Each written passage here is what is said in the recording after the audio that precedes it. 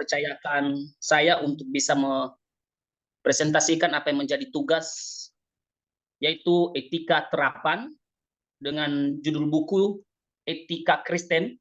Penulis bukunya Norman L. Geisler, edisi buku kedua, cetakan 2017.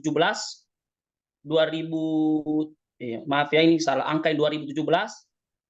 Penerbit Malang Literatur Saat, ISBN 97995320086, halaman yang diresensikan halaman yang 15 sampai 23 halaman, topik pembahasan seluruh pilihan. Definisi dan dasar etika. Etika menyangkut apa yang benar dan salah secara moral. Etika Kristen merupakan sebuah bentuk perintah ilahi, yaitu kewajiban etis yang harus kita lakukan. Artinya bahwa kehendak Allah mengenai kebenaran itu sejalan dengan atribut moralnya. Jadi maksudnya bahwa ditinjau secara umum, etika ini menyangkut masalah wujud nyata setiap tindakan seseorang, baik benar atau salah. Jika orang melakukan benar, maka secara moral kita katakan itu suatu etika yang melekat padanya. Demikian juga kalau dia melakukan suatu kejahatan atau kesalahan, maka dia juga bisa dikatakan adalah memiliki etika yang kurang baik. Jadi sekali lagi bahwa etika itu secara umum kita bisa memberikan definisi bahwa wujud nyata dari tindakan seseorang dalam hidupnya sehari-hari. Nah, ditinjau dari sudut pandang Kristen, etika itu harus ada dasarnya, yaitu perintah ilahi. Nah, kita melihat contohnya di dalam hukum Taurat, itulah salah satu patokan dari moral Kristen. Nah, kita ambil contoh seperti Tuhan mengatakan kepada bangsa Israel, kuduskanlah kamu sebab aku kudus. Nah, ketika Tuhan berkata kepada kita, kuduskanlah kamu sebab aku kudus, artinya bahwa ketika Tuhan menyuruh kita atau memerintahkan kita untuk kudus, terlebih dahulu kekudusan itu sudah Allah lakukan. Nah, untuk itu menjadi dasar bagi kita untuk memiliki etika Kristen, yaitu berlandasan pada perintah Allah. Maka untuk itu perintah Allah itu menjadi kewajiban etis bagi kita untuk melakukannya sejalan dengan atribut moralnya. Jadi segala sesuatunya itu ketika orang Kristen berbicara etika tidak lepas dari nilai-nilai Alkitab. Selanjutnya etika Kristen yang absolut dan berdasarkan pada wahyu Allah. Karena karakter Allah tidak berubah, kita setuju dulu sepakat bahwa karakter Allah tidak berubah, maka kewajiban moral haruslah mengalir dan dari sifat moralnya yang absolut. Etika Kristen didasarkan pada perintah Allah dan wahyu tersebut ada yang bersifat umum dan wahyu khusus. Kita melihat di dalam Roma pasal 1 ayat 19 sampai 20, begitu juga di dalam Mazmur pasal 19 ayat 1. Nah, di sini diingatkan kita bahwa karakter Allah itu tidak berubah. Jadi dia statis. Maka untuk itu kita melakukan kewajiban moral itu berdasarkan dari pimpinan Tuhan atau Alkitab. Maka dikatakan di sini kewajiban moral haruslah mengalir dari sifat moralnya. Jadi semua etika-etika Kristen, semua tindakan-tindakan kita harus berdasarkan pada moral ilahi. Nah, seterusnya etika Kristen preskriptif. Karena kebenaran moral ditetapkan oleh Allah yang bermoral, kebenaran tersebut merupakan ketetapan. Karena tidak ada hukum moral tanpa sang pemberi moral. Dan tiada undang-undang moral tanpa sang pembuat undang-undang moral. Dengan demikian, sifat dasar etika Kristen merupakan ketetapan dan bukan deskripsi. Jadi maksudnya apa? Bahwa kita setuju bahwa moral Kristen itu mengacu kepada dasar perintah Tuhan. Maka perintah Tuhan itu seperti yang saya katakan tadi, dia bersifat permanen, statis, bukan dinamik, berubah-berubah, bukan. Itu dia adalah secara menetap atau ditetapkan oleh Allah, maka untuk itu kita harus berjalan sesuai dengan koridornya Tuhan di dalam setiap lini kehidupan kita. Jadi berbicara etika Kristen, itu suatu ketetapan dan bukan bersifat deskripsi, hanya teori atau hanya sebagai hanya dibicarakan lewat mulut saja. Jadi dia secara hal itu tidak bisa berubah atau menetap. Nah, di sini lagi di dalam buku Norman membahas tentang dua kategori etika.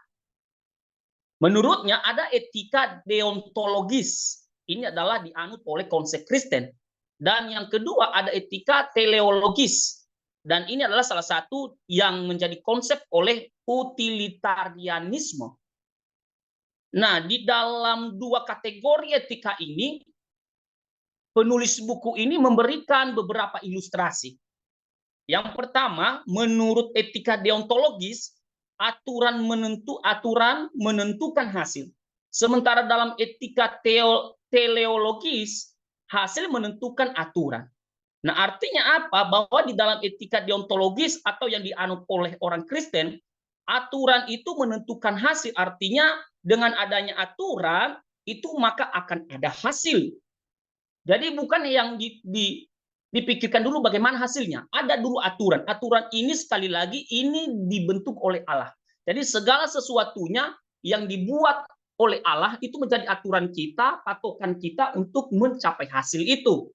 Nah, selanjutnya juga menurut etika teleologis, mereka beda, bukan aturan yang menjadi acuan mereka, melainkan adalah hasil. Dikatakan di sini hasil menentukan aturan. Jadi aturan itu bagi mereka nanti harus ada dulu hasilnya. Aturan itu nanti akan muncul ketika ada keberhasilan. Nah, selanjutnya ilustrasi yang kedua, aturan adalah dasar dari tindakan. Jadi kalau ada aturan dalam beretika, aturan itu sekali lagi itu aturan dibuat oleh Tuhan, maka itulah yang membuat kita untuk melakukan segala sesuatunya. Jadi dasar kita itu karena ada aturan. Contohnya kita menolong seseorang bukan supaya dipuji, disanjung seseorang, bukan. Karena itu kita lakukan, kita menolong, kita mengasihi seseorang karena itu adalah sebuah aturan di dalam kekristenan yang Tuhan Allah berikan kepada kita. Tetapi perhatikan di dalam etika teleologis, mereka beda. Lagi-lagi mereka lebih menentukan hasil berupa dasar dari tindakan. Jadi mereka tuh bertindak karena ada hasil. Sementara orang Kristen, dia bertindak bukan supaya ada hasil, atau supaya karena ada hasil, tapi dia bertindak karena aturan yang telah ditentukan oleh Allah sendiri. Ilustrasi yang ketiga, di dalam etika deontologis, aturan adalah baik tanpa peduli hasilnya. Jadi contohnya kita melihat di dalam di dalam Alkitab bagaimana Allah memberikan aturan kepada orang-orang Israel untuk menuju ke tanah Kanaan. Allah berkata kepada mereka, jangan menyimpang ke kiri dan ke kanan, supaya kamu menikmati hasil yang Tuhan janjikan kepadamu. Nah, salah satunya ini aturan ini harus dilakukan karena di dalam aturan menurut etika deontologis ini ada hasil di dalamnya. Jadi hasil itu ada di dalam aturan. Bukan aturan ada di dalam hasil. Itu di dalam etika Kristen. Tetapi menurut pandangan etika teleologis, aturan baik oleh karena hasil. Jadi karena ada hasil maka ada aturan. Jadi bagi mereka aturan itu ada di dalam hasil. Sementara di dalam konsep Kristen, etika Kristen, yaitu etika deontologis, hasil itu ada di dalam aturan yang Tuhan sudah gariskan atau Tuhan tentukan. Jadi kita bekerja di dalam aturannya Tuhan, sehingga kita mencapai hasil. Nah, ilustrasi yang keempat, hasil selalu diperhitungkan dalam aturan. Ini menurut etika deontologis. Jadi hasil itu harus diperhitungkan di dalam aturan. Sementara etika teleologis menurut penulis buku ini, hasil kadang-kadang digunakan untuk melanggar aturan. Jadi karena mereka banyak mencapai hasil, maka aturan itu mereka langgar semua. Misalnya, orang banyak sukses, baik di bidang pendidikan, mungkin dia intelektualnya bagus dan sebagainya. Tapi karena keberhasilannya, kesuksesannya itu, dia sewenang-wenang untuk melanggar aturan. Tetapi di dalam kekristenan bukan seperti begitu. Dia terus-menerus dia berjalan sesuai dengan aturan. Itulah etika deontologis dan perbedaan etika teleologis. Selanjutnya ragam pandangan etis. Para pakar mengatakan mereka membuat satu pertanyaan. Pertanyaannya adalah, apakah apakah ada hukum etis yang objektif? Artinya hukum yang tanpa dipengaruhi oleh pikiran pribadi manusia, namun secara nyata mengikat manusia secara umum. Nah, dari pertanyaan ini beberapa ahli menjawab. Yang pertama, dari konsep antinomianisme mengatakan bahwa hukum moral itu tidak ada. Nah, sementara dari pihak situasionalisme menegaskan adanya sebuah hukum absolut yang abstrak gitu, yang mutlak. Nah, sementara dari kelompok generalisme mengklaim adanya beberapa hukum yang berlaku umum, namun tidak ada hukum yang absolut. Nah, sementara absolutisme, ini garis keras ini, total percaya akan adanya banyak hukum absolut yang tidak pernah saling bertabrakan. Nah, untuk kita bisa mudah memahami, mereka memberikan satu contoh kepada kita, yaitu tentang kebohongan. Menurut para masing-masing yang memiliki paham ini, mereka memberikan satu contoh tentang berbohong. Nah, menurut antinomianisme, bahwa berbohong untuk menyelamatkan nyawa bukan tentang benar ataupun salah. Salah itu seharusnya diputuskan secara subjektif, namun tidak berdasarkan moral yang objektif. Secara harafiah, kita tidak punya hukum moral untuk memberikan keputusan atas masalah tersebut. Artinya berbohong bukan soal benar atau salahnya. Jadi menurut mereka itu bahwa moral secara universal itu nggak ada. Maka itu yang menentukan orang itu salah atau benar itu hanya pribadinya sendiri. Contohnya ketika orang itu berbohong demi menyelamatkan nyawa seseorang, itu tidak masalah bagi mereka.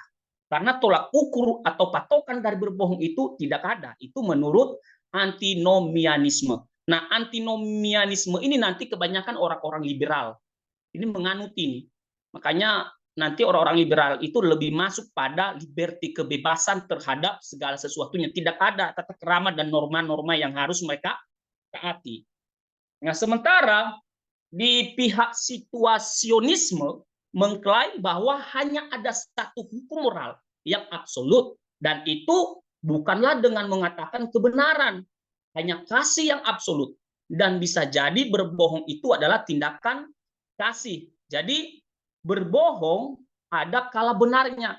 Jadi bagi mereka bahwa berbohong itu sebenarnya tidak bisa, karena itu adalah hukum moral yang sangat absolut. Tetapi di dalam hal-hal yang urgent, misalnya ada seseorang yang harus dihukum mati karena kesalahannya, orang tersebut bisa berbohong demi mengasihi orang ini supaya tidak dihukum mati. Kita berikan satu contoh seperti bidan-bidan yang menyelamatkan anak-anak orang Ibrani. Nah, mereka bisa berbohong dengan alasan kasih. Mereka mengasihi anak-anak Ibrani yang laki-laki yang lahir. Jadi mereka menurut situasionisme, mereka dalam hal-hal situasi yang urgent, mereka bisa berbohong. Walaupun sebenarnya berbohong itu adalah moral yang absolut, mutlak, tidak boleh diganggu-gugat. Nah, sementara generalisme mengklaim bahwa berbohong secara umum adalah salah. Jadi kalau dikaji secara terminologi, berbohong itu menurut generalisme itu adalah suatu kebohongan atau kesalahan, pelanggaran moral. Tetapi menurut aturan berbohong adalah salah. Namun pada kasus yang spesifik, khusus nih, aturan umum boleh dilanggar sebab tidak ada hukum moral yang universal. Apakah berbohong itu benar atau tidak bergantung pada hasilnya. Jadi mereka tergantung hasilnya. Kalau ada hal-hal yang spesifik harus dilanggar, ya nggak apa-apa. Walaupun memang notabene-nya berbohong itu adalah suatu kesalahan yang fatal. Itu menurut generalisme. Nah, seterusnya, menurut absolutisme, total percaya bahwa ada banyak hukum moral yang absolut. Dan tidak satupun yang boleh dilanggar. Jadi percaya bahwa ada hukum yang absolut. Itu tidak boleh dilanggar. Itu benar-benar paten. Nah, tetapi kebenaran yang absolut itu dan yang absolut itu boleh dilanggar karena itu tidak ada perkecualian untuk menceritakan kebenaran. Hasil tidak pernah dapat digunakan sebagai alasan untuk melanggar peraturan sekalipun hasil itu ingin dikejar. Jadi kalau kamu hanya berbohong untuk mengejar hasil, bagi orang-orang absolutisme itu tidak boleh. Itu adalah dosa. Contoh nih, STT IKSM memberikan satu aturan bahwa kuliah itu 10 hari. Kemudian dosen tersebut untuk mengejar hasil supaya tepat dia memberikan perkuliahan 1 hari, maka menurut orang-orang absolutisme itu adalah tidak boleh, itu melanggar norma-norma moral yang absolut. Tetapi dalam hal-hal yang memang itu urgent, itu mendesak boleh. Nah, seterusnya kesimpulan. Nah, saya memberikan kesimpulan dari buku ini yang saya baca. Menurut pandangan buku itu tadi di atas, kemudian saya berikan simpulan, yaitu etika adalah sikap seseorang yang dilihat dari setiap tindakan yang nyata dalam hidup sehari-hari. Etika Kristen berporos pada perintah Allah dan manusia harus wajib melaksanakannya. Segala tindakan manusia harus sesuai dengan aturan ilahi. Kejujuran dan kebohongan harus dipandang dari perspektif Allah melalui pimpinan dan penyertaan Roh Kudus. Demikianlah presentasi dari buku yang saya baca dari halaman 15 sampai halaman 23 yang ditulis oleh Norman L. Geisler dengan judul buku Etika Kristen. Terima kasih, Tuhan memberkati. Jika ada yang mau kita diskusikan, ini adalah pendapat penulis buku ini. Silakan kalau ada pertanyaan dan pernyataan, kita coba membahas bersama-sama. Terima kasih.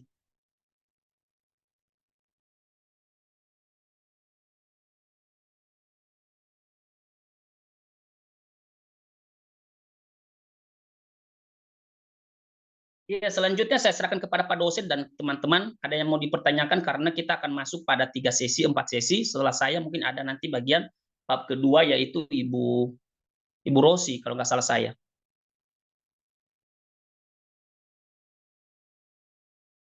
Bapak Ibu, mungkin ada yang mau ditanyakan ke Pak Ones?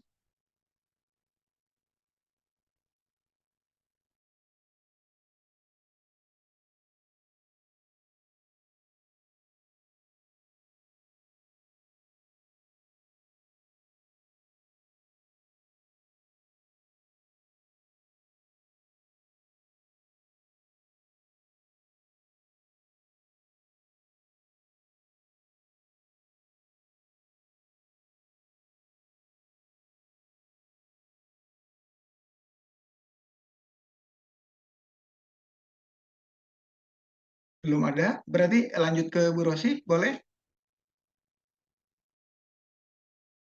Iya, Ibu Rosi ada ya? Oh, Ibu Rosi belum masuk, mungkin bisa masuk ke... Ada. Oh, ada.